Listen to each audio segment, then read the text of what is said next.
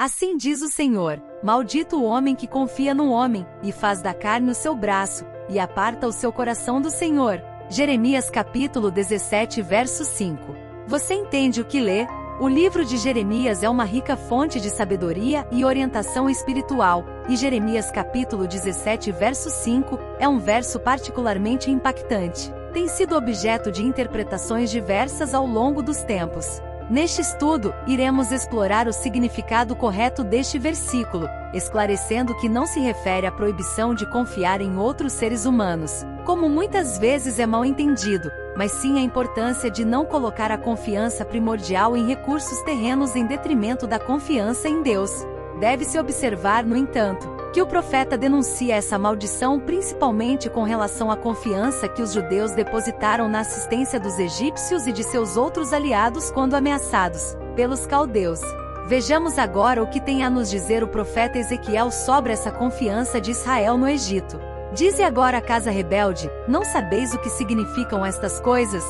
Dize: eis que veio o rei de Babilônia a Jerusalém, e tomou o seu rei e os seus príncipes, e os levou consigo para a Babilônia. E tomou um da descendência real, e fez aliança com ele, e o fez prestar juramento, e tomou consigo os poderosos da terra, para que o reino ficasse humilhado e não se levantasse, e embora, guardando a sua aliança, pudesse subsistir. Mas rebelou-se contra ele, enviando seus mensageiros ao Egito, para que se lhe mandassem cavalos e muita gente. Porventura prosperará ou escapará aquele que faz tais coisas, ou quebrará a aliança, e ainda escapará.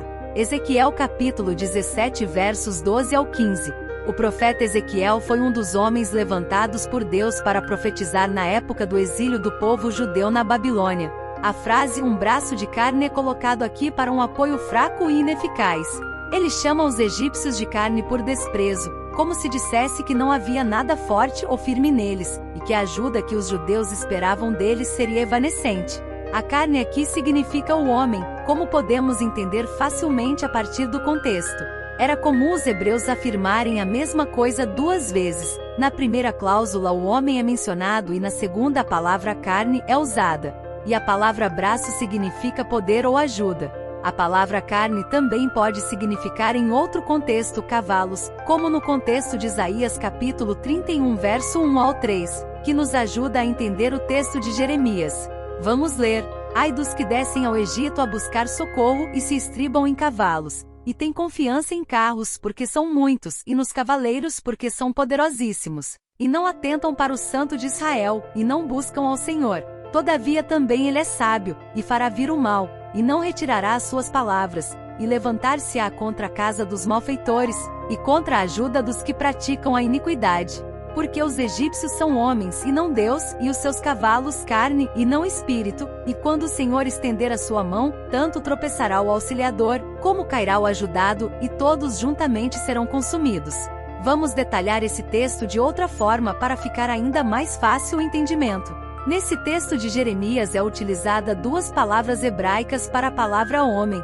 A primeira é gever, que significa homem forte, guerreiro, enfatizando força ou habilidade para lutar. A segunda é Adão, que significa ser humano, homem, humanidade.